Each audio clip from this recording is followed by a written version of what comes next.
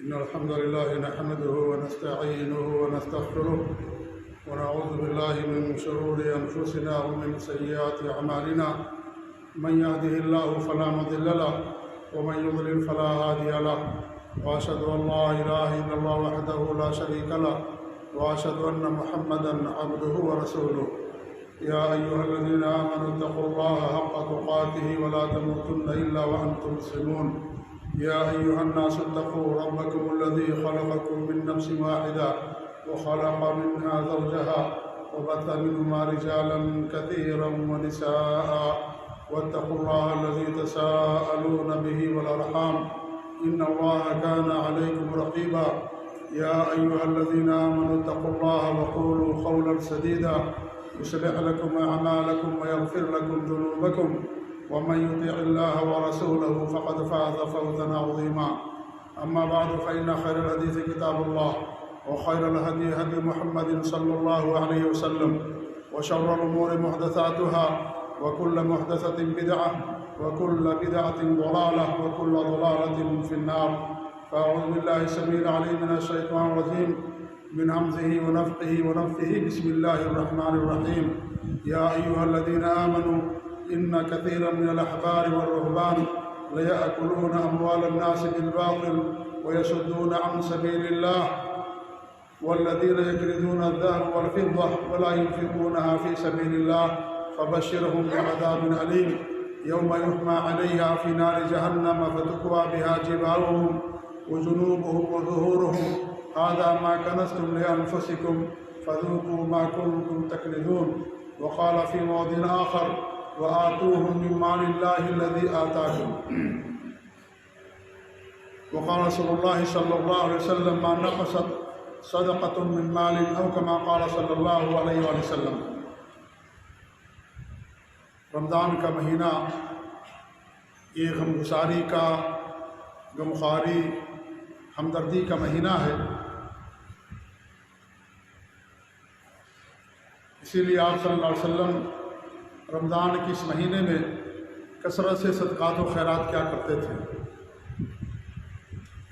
اللہ رب العالمین نے ہمیں جو مال دیا ہے یہ مال دراصل اللہ تعالیٰ کا مال ہے۔ میں نے ایک چھوٹی سی آیت پڑھی، بلکہ ایک آیت کا حصہ جس میں اللہ رب العالمین نے مال کی نسبت اپنی طرف کی ہے۔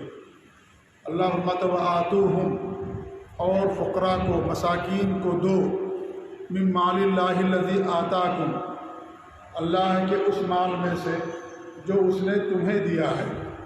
یہ مال، یہ دولت، جو کچھ بھی ہمارے پاس ہے وہ سب اللہ تعالیٰ کی طرف سے دی ہوئی نعمت ہے، اللہ کا دیا ہوا، اللہ کی دی ہوئی چیز ہے یہ، کیونکہ دراصل اللہ تعالیٰ ہی دینے والا ہے۔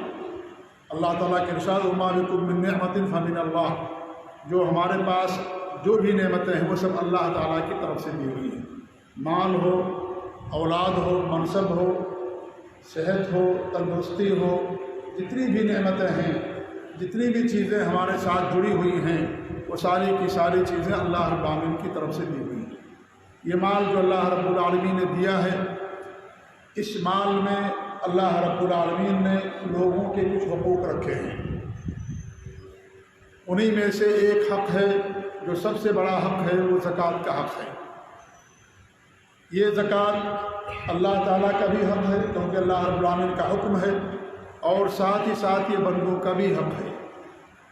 حقوق العباد کے اندر زکوٰۃ آتی ہے، اسی لیے زکوٰۃ دینے کے لیے دیگر عبادات کی طرح سے یہ شرط نہیں ہے کہ زکوٰۃ دینے والا وہ بڑا ہو یا اس طریقے سے مجنون اور پاگل نہ ہو، ایسی کوئی شرط نہیں ہے۔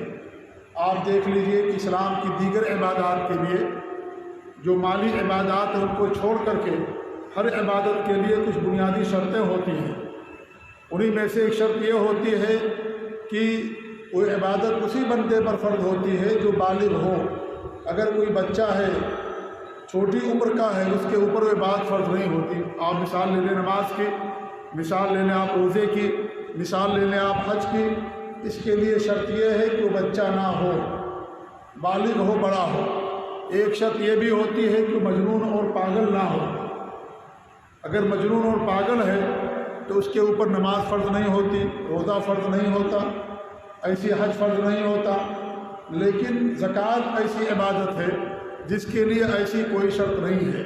اگر کسی کے پاس ہے کیونکہ اللہ تعالیٰ کا دیا ہوا یہ مال ہے، اگر کسی کے پاس مال ہے تو اس مال اگرچہ وہ بچہ ہے، اگرچہ مجنون اور پاگل ہے، اس مال میں زکوٰۃ دینا اگر نصاب کو پہنچ جاتا ہے تو اس کے لیے زکوٰۃ دینا فرض اور ضروری ہو جاتا ہے۔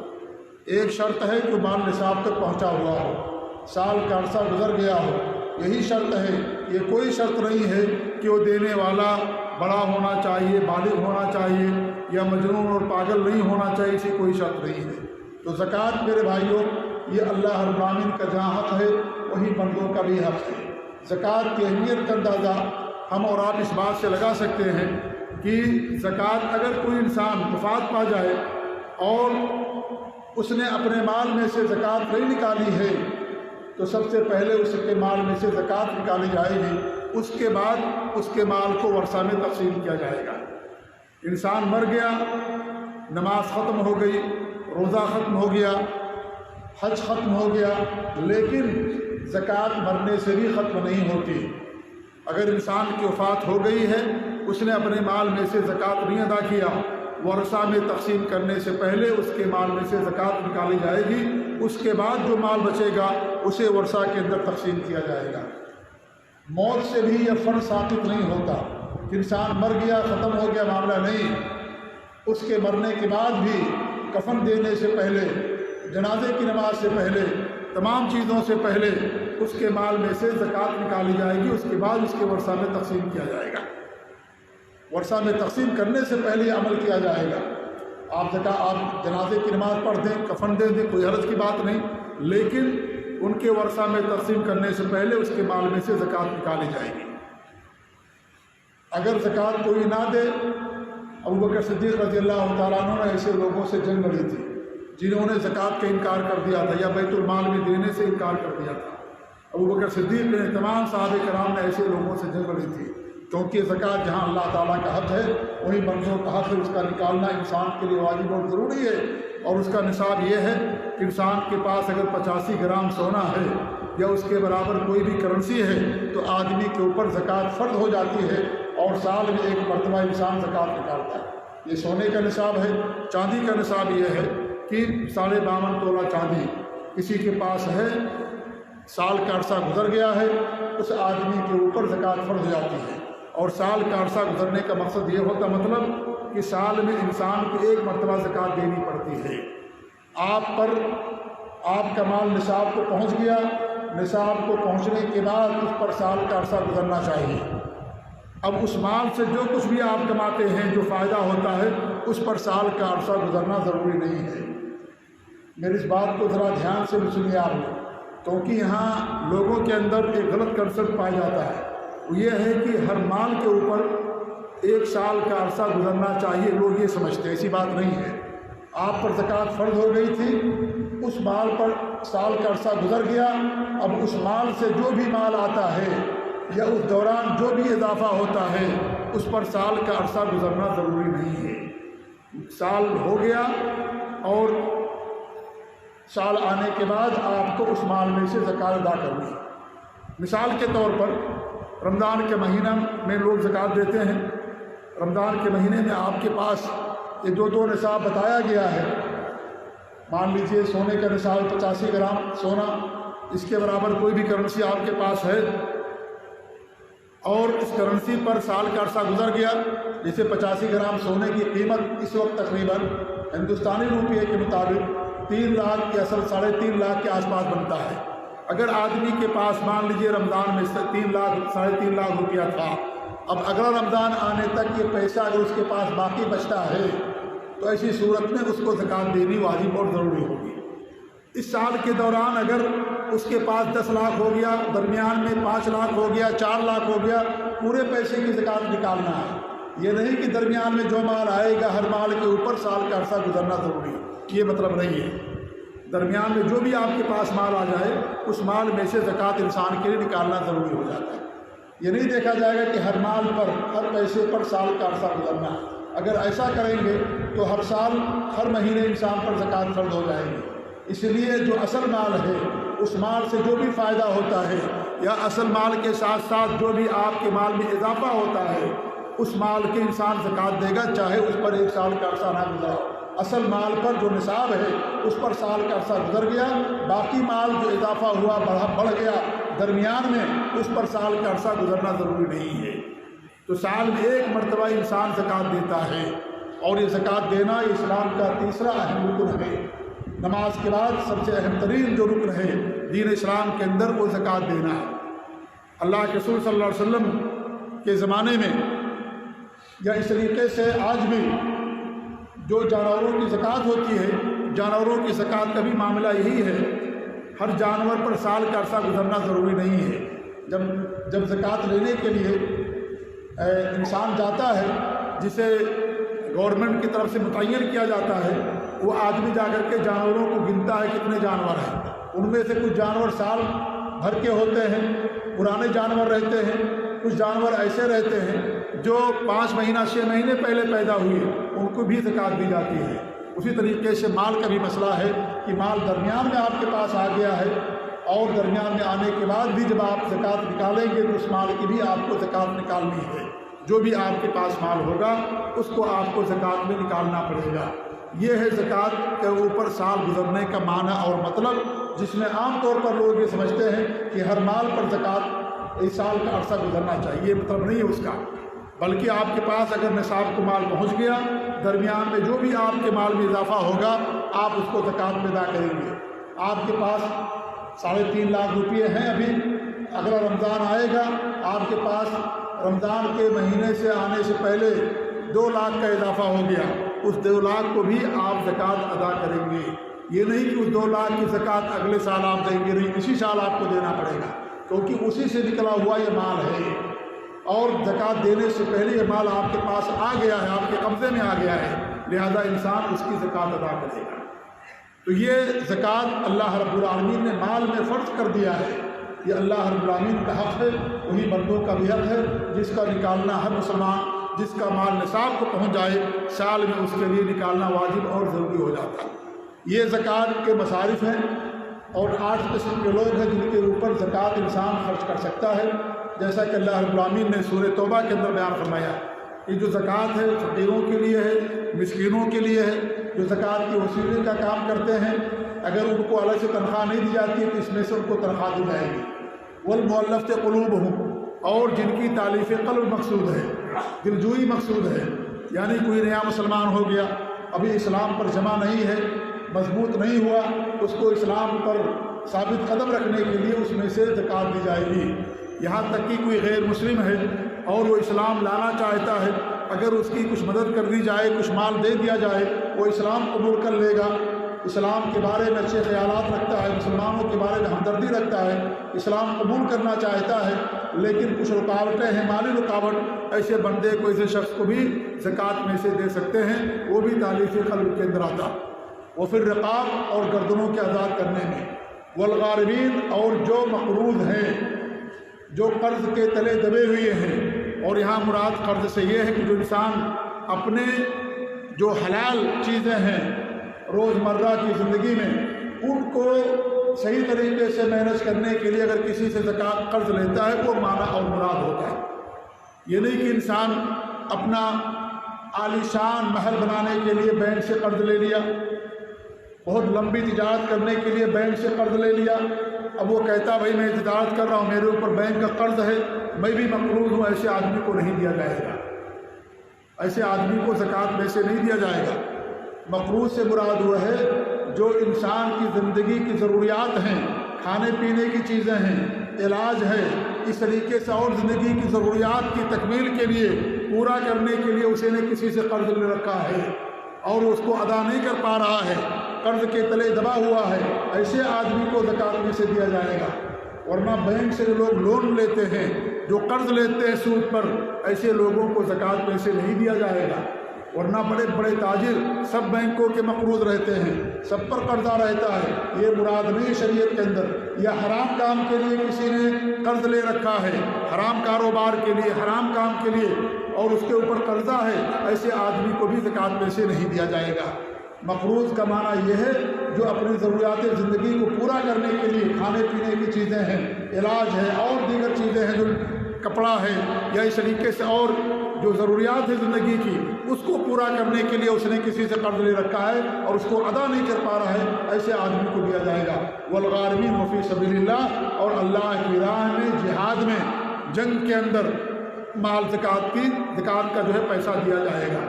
اسی طریقے سے جو دین کا کام کرتے ہیں، مدارس ہیں یا اس طریقے سے جہاں دین کا کام ہوتا ہے، ان کو بھی علماء نے شمار کیا ہے، وہ بھی اسی میں داخل ہے، خاص طور سے آج کے ماحول میں اور خاص طور سے ایسے ملکوں کے اندر جہاں پر گورنمنٹ کی طرف سے مدرسوں کو کوئی ایڈ نہیں دی جاتی یا مدرسوں کا خرچ گورنمنٹ برداشت نہیں کرتی ہے، یہ لوگوں کے تبرعات پر، لوگوں کے چندے پر، لوگوں کی زکوٰۃ اور صدقات پر مدرسے چلتے ہیں، ایسے مدرسوں کو بھی، ایسے ملک کے اندر مدرسوں کو بھی زکوٰۃ دی جائے گی، دینا جائز ہے۔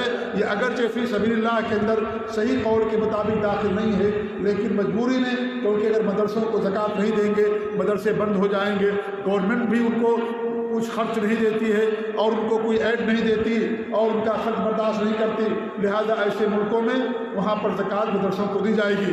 لیکن جس ملک میں مدرسوں کو باقاعدہ گورنمنٹ کی طرف سے ساری چیزیں ملتی ہیں، ان مدرسوں کو زکوٰۃ نہیں دی جائے گی۔ آپ سعودی عرب کے اندر ہیں، یہاں جو بھی مدرسے ہیں، سارے مدرسے مملکت سعودی عرب کی حکومت کی سرپرستی میں چلتے ہیں، حکومت ان کا پورا خرچ برداشت کرتی ہے، مدرسوں کی تعمیر کرتی ہے، تنخواہ دیتی ہے، پورا مینٹیننس، تمام چیزیں مدرسے کی سعودی حکومت ادا کرتی ہے، لہذا یہاں کسی مدرسے کو زکوٰۃ نہیں دی جائے گی۔ ہمارے ملکوں میں مدرسوں کو حکومت کی طرف سے کوئی ایڈ، کوئی مدد نہیں ملتی ہے، لہذا مجبوری میں ان مدرسوں کو زکوٰۃ دینا مجبوری کی صورت میں وہاں پر جائز ہوگا۔ وہ فی سبیل اللہ وابن السبیل، اور جو مسافر ہے، راستے میں گیا، مال لوٹ لیا گیا، مال چوری ہو گیا یا مال ختم ہو گیا اس کا، اگرچہ وہ اپنے علاقے کا مالدار ہے، ایسے مسافر کو بھی زکوٰۃ میں سے دیا جائے گا۔ یہ 8 قسم کے لوگ ہیں جنہیں زکوٰۃ دی جاتی ہے۔ آپ کے زکوٰۃ میں سے آپ کے جو رشتہ دار ہیں وہ زیادہ حق رکھتے ہیں، وہ زیادہ حق رکھتے ہیں آپ کے جو رشتہ دار ہیں، اگر وہ مسکین ہیں، فقیر ہیں، ان کو دینا آپ کے لیے زیادہ اجر اور ثواب ہے۔ اللہ کے رسول صلی اللہ علیہ وسلم کی حدیث ہے کہ اگر آپ اپنے کسی رشتہ دار کو جو مسکین ہے، اگر آپ اسے زکوٰۃ دیتے ہیں یا صدقہ کرتے ہیں تو آپ کو دوہرا اجر ملتا ہے، ایک صلہ رحمی کرنے کا اور دوسرے زکوٰۃ یا صدقہ کرنے کا۔ لہذا ہمارے مال میں سے ہمارے جو اپنے رشتہ دار ہیں، شرط یہ کہ وہ فقیر ہوں، مسکین ہوں اور مال و زکوٰۃ کے مستحق ہوں، ایسے لوگوں کو دینے میں انسان کو دوہرا اجر ملتا ہے، ایک صلہ رحمی کا اور اس طریقے سے ایک جو ہے زکوٰۃ دینے کا یا صدقات و خیرات کرنے کا، یہ انسان کو ملتا ہے۔ زکوٰۃ کنہیں آپ دیں گے؟ زکوٰۃ آپ ہر اس شخص کو دے سکتے ہیں جو فقیر اور مسکین ہیں اور اس کا نام نفقہ آپ کے ذمے نہیں ہے۔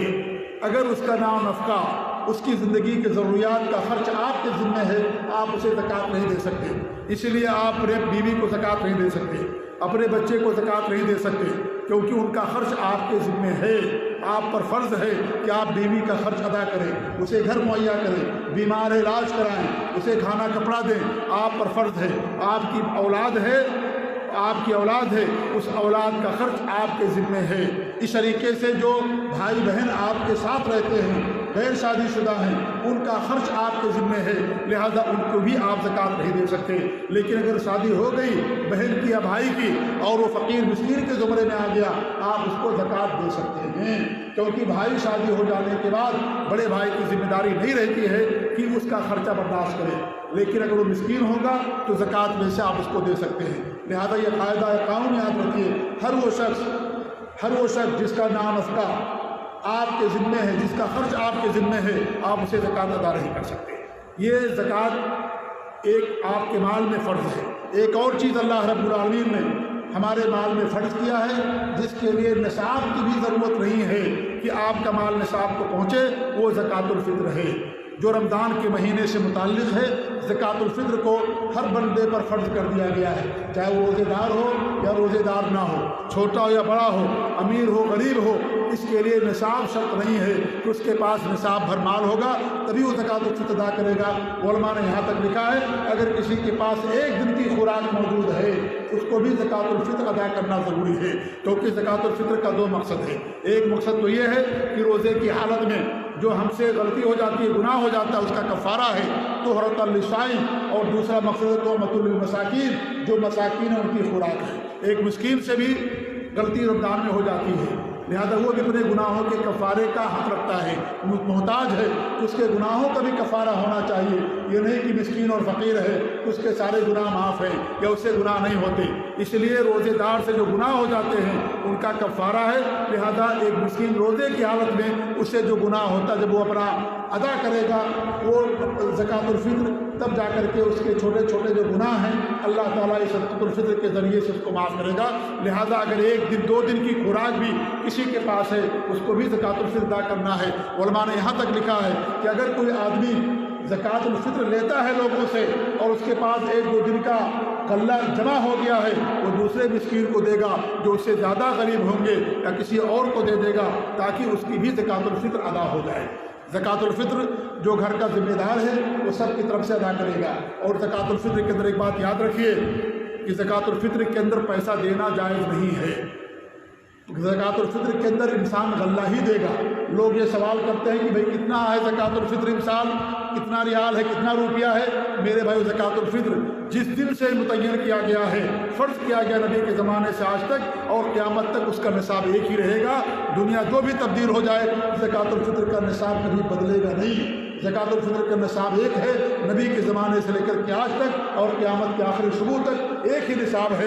جیسا کہ حدیث آتی ہے فرض رسول اللہ صلی اللہ علیہ وسلم زکوٰۃ الفطر صاع من تمر او صاع من عقد او صاع من زبیب، کہ آپ صلی اللہ علیہ وسلم نے زکوٰۃ الفطر کو فرض کر دیا 1 صاع کھجور کا یا پنیر کا یا اس طریقے سے کشمش کا، اور بعض حدیثوں کے اندر آتا ہے صاع من طعام، غلے میں سے 1 صاع۔ انسان جو کھانا کھاتا ہے، انسان جس ملک میں رہتا ہے وہاں کی جو خوراک ہے اسی میں سے انسان زکوٰۃ الفطر ادا کرے گا۔ چاول خوراک ہے، آپ چاول ادا کریں گے۔ گیہوں خوراک ہے، گیہوں لوگ زیادہ کھاتے ہیں، گیہوں ادا کریں گے، آٹا آپ دیں گے۔ کھجور کھاتے، کھجور آپ دیں گے۔ کشمش ہے، بادام ہے، یا اس طریقے سے پنیر ہے، جو بھی اس علاقے کے اندر خوراک ہے اس کو انسان 1 صاع دے گا، اور 1 صاع کا وزن 2.25 کلو کے آس پاس ہوتا ہے موجودہ زمانے کے مطابق۔ اس کو انسان کو دینا ہے۔ اللہ کے رسول کے زمانے میں پیسہ تھا، آپ کے زمانے میں دینار تھے، درہم تھے، لیکن ہمارے نبی نے پیسہ نہیں دیا، ہمارے نبی نے زکوٰۃ الفطر میں غلہ دیا ہے۔ لہذا انسان کے لیے غلہ ہی نکالنا واجب اور ضروری ہے۔ جو چیز فرض ہوتی انسان وہی نکالتا ہے۔ آپ اگر کسان ہیں، آپ فصل اگاتے ہیں اور آپ کا مال، آپ کا جو پیداوار ہے اگر وہ نصاب تک پہنچ گئی ہے، اس پیداوار میں سے آپ غلہ ہی نکالیں گے۔ اس غلے کے بعد آپ جانور نہیں نکال سکتے، اس غلے کے بعد آپ مال نہیں نکال سکتے۔ آپ کے فصل میں، آپ کے گندم میں یا جو بھی پیداوار ہے اس کے اندر اگر زکوٰۃ فرض ہو گئی ہے، عشر کے طور پر جو نکالا جاتا ہے انسان وہی نکالے گا۔ انسان اس کے بدلے پیسے بھی نکال سکتا ہے۔ جانور آپ کے پاس ہے، جانوروں کی زکوٰۃ فرض ہو گئی ہے، آپ جانور ہی نکالیں گے۔ یہ نہیں کہ جانور کے بدلے لاؤ میں پیسہ نکال دیتا ہوں، نہیں، پیسہ نکالنا آپ کے لیے جائز نہیں ہوگا۔ قربانی آتی ہے، قربانی میں انسان کو جانور ہی ذبح کرنا ہے۔ انسان کہے کہ ہم جانور ذبح کرنے سے کیا فائدہ ہے، یہ بربادی ہے مال کی۔ مسکین گوشت سے زیادہ پیسے کا محتاج ہے، لہذا ہم اس کو پیسہ دے دیں، ہم کو کیا فائدہ ہے قربانی کرنے سے؟ نہیں، قربانی کرنا شعار ہے، یہ قربانی کرنا واجب اور ضروری ہے۔ اگر آپ 1 کروڑ بھی دے دیں گے تو انسان جو قربانی کرے گا اس کے برابر نہیں پہنچ سکتے، اس کے برابر نہیں پہنچ سکتے۔ اس لیے قربانی میں انسان کو جانور ذبح کرنا، یہ نہیں کہہ سکتا کہ جانور ذبح کرنے کا کیا فائدہ ہے۔ آج لوگوں کو گوشت نہیں چاہیے، آج لوگوں کو مال چاہیے، لوگوں کو پیسہ چاہیے۔ جیسے زکوٰۃ الفطر کے اندر کہا جاتا ہے کہ لوگ بھائی پیسہ چاہیے ان کو، پیسے سے انسان خرید لے گا غلہ، کوئی شک نہیں کہ پیسے سے خرید لے گا، لیکن ہمارے نبی نے زکوٰۃ الفطر میں غلہ ہی دیا ہے۔ گوشت انسان پیسے سے بھی خرید سکتا ہے، لیکن نہیں، قربانی کرنا آپ کے لیے واجب اور ضروری ہے۔ اگر آپ استطاعت رکھتے ہیں تو ایسے ہی جس میں زکوٰۃ فرض ہوتی انسان وہی دیتا ہے، اس کے علاوہ کوئی چیز نہیں دیتا۔ لہذا زکوٰۃ الفطر نبی نے صاع متعین کیا، صاع طعام، جو خوراک ہے، جو غلہ ہے۔ حتیٰ کہ علماء نے لکھا ہے اگر کسی ملک میں آپ وہاں لوگ مکرونہ کھاتے ہیں، آپ اسے بھی زکوٰۃ الفطر کے اندر دے سکتے ہیں، کیونکہ وہ بھی طعام ہے، وہ بھی غلہ، وہ بھی خوراک ہے، وہاں کے لوگ اس کو کھاتے ہیں۔ لہذا جو بھی طعام کے اندر آئے گا اسی میں انسان زکوٰۃ الفطر ادا کرے گا۔ کسی مال میں سے، پیسے میں سے زکوٰۃ الفطر کرنا میرے بھائیوں یہ صحیح نہیں ہے، یہ نبی اور صحابہ کی سنت نہیں ہے۔ جس پر عمل چلا آ رہا ہے وہ یہی ہے کہ زکوٰۃ الفطر انسان کو غلہ دینا۔ اس لیے یہ سوال مت کیجیے کہ کتنا پیسہ زکوٰۃ الفطر کے اندر، آپ کو زکوٰۃ الفطر دینا ہے، اپنے گاؤں میں فون کر دیجئے، اپنے گھر فون کر دیجئے کہ میری طرف سے بھی غلہ ادا کر دو، ہو گیا ادا۔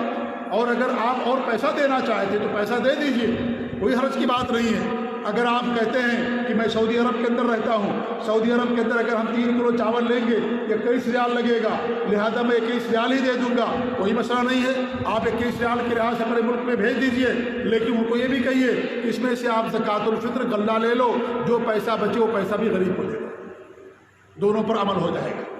اگر آپ یہ سمجھتے ہیں کہ میں یہاں اگر خریدوں گا ہمارا 21 ریال لگے گا، زیادہ لگے گا، تو آپ کیا کریں، آپ اسی پیسے کو بھیج دیں، بولیے کتنا آپ 3 کلو پونے 3 کلو غلہ دے دو، اور ساتھ ہی ساتھ جو پیسہ مان لیجیے 21 ریال کا انڈیا کے پیسے کے لحاظ سے 450 کے روپے کے آس پاس ہوگا، لیکن اگر آپ چاول خریدیں گے 3 کلو 125 روپیہ 150 روپیہ لگے گا، 250 روپیہ کم سے کم آپ کا بچ جائے گا، وہ 250 روپیہ بھی آپ اس کو دے دو، اسے غلہ بھی دے دو۔ لیکن صرف پیسہ دے دینا صحیح نہیں ہے، یہ ادا نہیں ہوگا جب تک کہ آپ زکوٰۃ الفطر کے اندر غلہ نہیں دیں گے۔ ہمارے نبی نے زکوٰۃ الفطر کے اندر غلہ ہی فرض کیا۔ ہمارے نبی زمانے میں پیسہ تھا، دینار تھے، درہم تھے، لیکن آپ نے اس کو نہیں ادا کرنے کا حکم دیا، جہاں جو ادا کرنے کا حکم دیا وہی اس کو ادا کیا جائے گا۔ لہٰذا یاد رکھیے اس بات کو کہ اپنے ملک میں اگر دینا چاہتے تو بھی وہاں پر غلہ دینا، اور یہاں سعودی عرب میں جمعیہ خیریہ جو آپ سے 21 ریال لیتی ہے، وہ نہ سوچیے کہ وہ پیسہ دیتی ہے، وہ آپ کے 21 ریال کا چاول خرید کے لوگوں کو دیتے ہیں۔ آپ نے ان کو اپنا وکیل بنا دیا ہے، وہ آپ کی طرف سے غلہ خرید کر کے دیتے ہیں، وہ جو ہے پیسہ نہیں دیتے، غریبوں میں جا کر کے ریال نہیں بانٹتے ہیں، وہ اسی پیسے کا غلہ خرید کر کے لوگوں کو دیتے ہیں۔ لہذا آپ بھی کسی کو پیسہ دے سکتے ہو، یہ پیسہ لے لو میری طرف سے غلہ خرید کر کے دے دو، کوئی حرج کی بات نہیں ہے، کوئی مسئلہ نہیں اس کے اندر نہیں ہے۔ لیکن زکوٰۃ الفطر کے اندر انسان کو غلہ ہی دینا ہے۔ یہ زکوٰۃ الفطر میرے بھائیوں ہر بندے پر اللہ رب العالمین نے فرض کر دیا ہے، جو رمضان کے مہینے اس کا تعلق ہے، اسے عید کی نماز سے پہلے ادا کرنا ضروری ہے۔ اگر عید کی نماز کے بعد ادا ہوگا تو عام صدقہ ہوگا، اور زکوٰۃ الفطر انسان کی طرف سے یہ ادا نہیں ہوگا۔ تو یہ زکوٰۃ الفطر کے اندر نصاب کا ہونا ضروری نہیں ہے کہ انسان کا مال نصاب کو پہنچے گا تبھی انسان جا کر کے زکوٰۃ الفطر جو ہے ادا کرے گا۔ ایک اور مال اللہ کے مال میں سے ہمارے اوپر فرض ہوتا ہے، وہ ہمارے جو آل و اولاد ہیں یا جن کا نام نفقہ ہمارے ذمے ہے، ان کا بھی خرچ ہمارے اوپر واجب اور ضروری ہوتا ہے۔ یہ سب واجبات ہیں جو آپ کے مال میں اللہ نے فرض کر دیا ہے، جن کا کرنا آپ کے لیے ضروری ہے۔ اس کے علاوہ بھی صدقات و خیرات ہے، اس کے ذریعے سے انسان دوسروں کی مدد کر سکتا ہے۔ بڑی حیرانگی ہوتی ہے میرے بھائیوں جب ان لوگ یہ کہتے ہیں کہ زکوٰۃ الفطر میں ہم پیسہ دے دیں، ہم کو کیا ضرورت ہے غلہ دینے کی، لیکن میرے بھائی وہی لوگ ان کا جو اپنا خرچ ہوتا ہے، اپنا ان کا جو زندگی گزارنے کا طریقہ ہوتا ہے، جو فضول خرچیاں ہوتی ہیں، ان کے اوپر کنٹرول نہیں کرتے ہیں اور اسلام کے شعار کو مٹانا چاہتے ہیں۔ یہ شعار ہے، یہ پہچان ہے کہ زکوٰۃ الفطر غلے کی شکل میں دی جائے، نظر آئے کہ لوگ دے رہے ہیں، غریبوں کو، مسکینوں کو دے رہے ہیں۔ جسے قربانی کرنا شعار ہے، عیدگاہ کے اندر جا کر کے نماز پڑھنا شعار ہے، ایسے یہ بھی ایک شعار ہے اور ایک پہچان ہے یہ مسلمان کی، اور پہچان یہ ہے کہ اس طریقے سے عید کی آمد کی خوشخبری ہوتی ہے کہ زکوٰۃ الفطر لوگوں نے دینا شروع کر دیا۔ اب عید آ گئی ہے یا عید کا چاند نظر آ گیا ہے یا عید ایک دو دن کے اندر آنے والی ہے، اس لیے زکوٰۃ الفطر یہ غلے کی شکل میں دینا، یہی ہمارے نبی کی سنت ہے، یہی صحابہ کا عمل ہے، لہذا زکوٰۃ الفطر ہم غلے کی شکل میں دیں۔ تو یہ بھی ہمارے اوپر فرض ہے، ہر ایک بندے پر واجب اور ضروری ہے، چاہے اس کو تنخواہ ملتی ہو نہ ملتی ہو، سیلری اس کو ملتی ہو نہ ملتی ہو، یا برسے روزگار ہو نہ روزگار ہو، اس سے فرق نہیں پڑتا ہے۔ یہ زکوٰۃ الفطر آپ کے جو ہے روزے کی حالت میں گناہوں کا کفارہ ہے اور ساتھ ساتھ مسکین کی خوراک ہے، اس لیے یہ ضرورت ہے اور ہر بندے کے اوپر اس کو فرض کر دیا گیا۔ غلام کے اوپر بھی فرض ہوتا ہے، جیسا کہ اللہ کے رسول حدیث الحر والعبد، جو غلام ہیں ان کے اوپر بھی زکوٰۃ الفطر کرنا ضروری ہے، اس کا جو مالک ہوگا وہ اس کی طرف سے ادا کرے گا۔ لہٰذا جو گھر کا سرپرست ہے وہ گھر کی طرف سے سارے لوگوں کی طرف سے زکوٰۃ الفطر ادا کرتا ہے۔ اللہ تعالیٰ سے دعا ہے کہ اللہ رب العالمین رمضان کے جو کچھ ایام اور راتیں باقی ہیں، ان باقی راتوں میں دنوں میں اللہ تعالیٰ میں خیر کے اعمال کرنے کی توفیق عنایت فرمائے۔ میرے بھائیو 2 راتیں گزر چکی ہیں، 3 راتیں اور باقی ہیں شب قدر میں سے، لہذا ہمیں راتوں کو جاگنا چاہیے، راتوں کو جاگ کر کے اللہ کی عبادت، ذکر و اذکار، قرآن کی تلاوت، قیام اللیل کا اہتمام، یہ تمام چیزیں انسان کرنا چاہیے۔ یہ دعا بطور خاص پڑھنا چاہیے، اللہم انک عفو تحب العفو فاعف عني، اللہ تعالیٰ تو معاف کرنے والا ہے، معاف کرنے کو پسند کرتا ہے، اللہ تعالیٰ تمہارے گناہوں کو معاف کر دے۔ انسان کو کثرت سے دعا کرنی چاہیے، جیسا کہ عائشہ رضی اللہ عنہ نے سوال کیا نبی اکرم صلی اللہ علیہ وسلم سے کہ اگر یہ ہمیں مل جائے شب قدر تو ہم کیا چاہوں میں تو کون سی دعا پڑھوں؟ ہمارے بھی ان کی دعا سکھائی، اللہم انک عفو تحب العفو فاعف عني۔ کثرت سے انسان کی دعا پڑھنی چاہیے۔ اللہ تعالیٰ ہمیں نیک اعمال کرنے کی توفیق دے، اللہ رب العالمین ہمارے گناہوں کو معاف فرمائے، اللہ ہماری گردنوں کو جہنم سے آزاد کرے، اللہ تعالیٰ ہمارے صدقات و خیرات کو، روزے اور نماز کو، اور اس طریقے سے قیام اللیل کو اور عبادات کو اللہ تعالیٰ اس کے اندر اخلاص عطا فرمائے، اور ان عبادات کو شرف قبولیت بخش آمین رب العالمین۔ بارک اللہ لی ولکم فی القرآن العظیم ونفعنی وإیاکم بالآیات والذکر الحکیم، انہ تعالیٰ جواد الکریم ملک بر رؤوف الرحیم۔